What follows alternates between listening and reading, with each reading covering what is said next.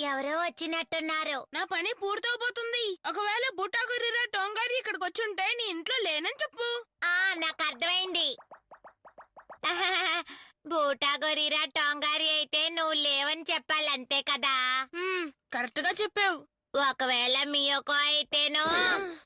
కొర్రుసుకే సిగ్గుపడకు సిగ్గుపడకు.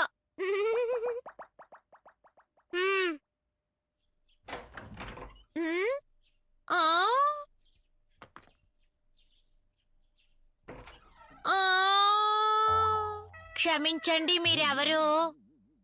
అరేరే sir మీ మీసం ఏమైపోయింది?